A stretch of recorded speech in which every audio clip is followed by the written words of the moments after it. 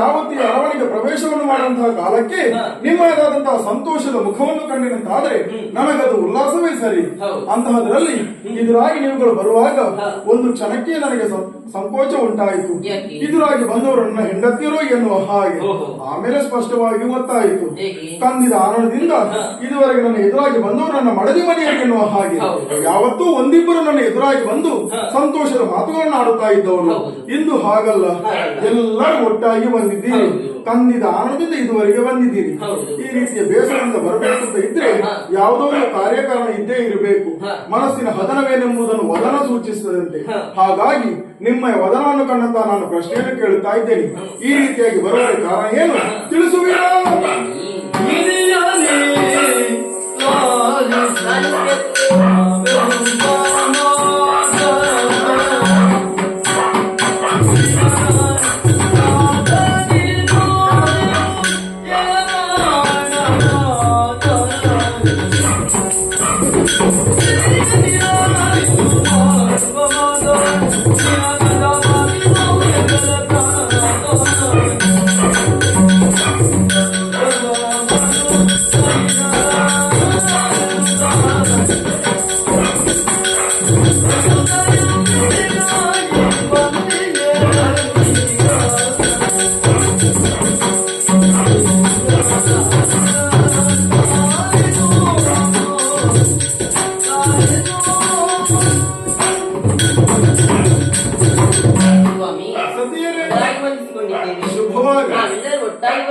ಕಾರಣ ಉಂಟು ದೇವ. ಯಾವುದದು ದೇವ? ಅಂತ ಕಡೆ ನೋಡಿ ಅಂತೆ ಸೂರ್ಯನ ಬಿಸಿಲು ಉರಿ ಬಿಸಿಲು. ಹೌದು, ಉರಿ ಬಿಸಿಲಿಗಾಗಿ ನಾವು ಹೇಗಾಗಿದ್ದೇನೆ ಅಂತ ನೋಡಿ ಸ್ವಾಮಿ. ಎಲ್ಲ ಕಪ್ಪು ಕಪ್ಪಾಗಿದೆ, ಕೂರಲಾಗುತ್ತಿಲ್ಲ ಸ್ವಾಮಿ. ಅರಮನೆಯಲ್ಲಿ ಹೌದು, ಬೇಕು ಬೇಕಾದಂತೆ ವ್ಯವಸ್ಥೆಯನ್ನು ಮಾಡಿದ್ದೇನೆ. ತಂಪಿನ ಕೊಠಡಿಯ ವ್ಯವಸ್ಥೆಯನ್ನು ಮಾಡಿದ್ದೇನೆ. ಮೇಲ್ಗಡೆ ತಿರುಗುವಂತ ವ್ಯವಸ್ಥೆಯನ್ನು ಮಾಡಿದ್ದೇನೆ.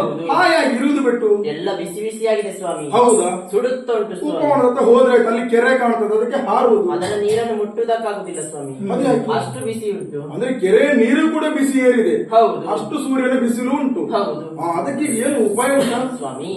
ಎಲ್ಲರೂ ಒಟ್ಟಾಗಿ ಬಂದದ್ದು ಇದಕ್ಕಾಗಿ. ಹೌದೇ? ನಿಮ್ಮ ಬಳಿ ಒಂದು ಮಾತನ್ನು ಕೇಳುವಂತ, ಜಲಕ್ರೀಡೆ ಆಡುವಂತ. ಜಲಕ್ರೀಡೆ ಆಡುವುದ?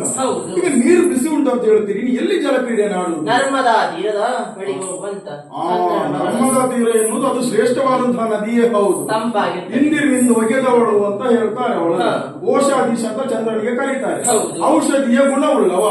ಆತನ ಮಗಳ ಬಳಿಗೆ ನಾವು ಹೋದೆವಂತ ಆದ್ರೆ ನಮ್ಮ ಮನಸ್ಸಿನಲ್ಲಿರುವಂತಹ ಕಶ್ಮಲ ಹಾಗೂ ದೇಹದಲ್ಲಿರುವಂತಹ ಕಶ್ಮಲ ಎಲ್ಲವೂ ದೂರವಾಗಿ ನಮ್ಮ ಚೇತನ ಎನ್ನುವುದು ಮೂಡುವುದಕ್ಕೆ ಸಾಧ್ಯ ಉಂಟು. ಅದಕ್ಕಾಗಿ ಒಳ್ಳೆಯ ವಿಚಾರವನ್ನೇ ಹೇಳಿದಿರಿ. ಹೆಂಡತಿಯರ ಮನದಿಚ್ಛೆಯನ್ನು ಪೂರೈಸಿಕೊಡಬೇಕಾದದ್ದು ಗಂಡನಾಗಿ ನನ್ನ ಆದ್ಯ ಕರ್ತವ್ಯವೇ ಸರಿ.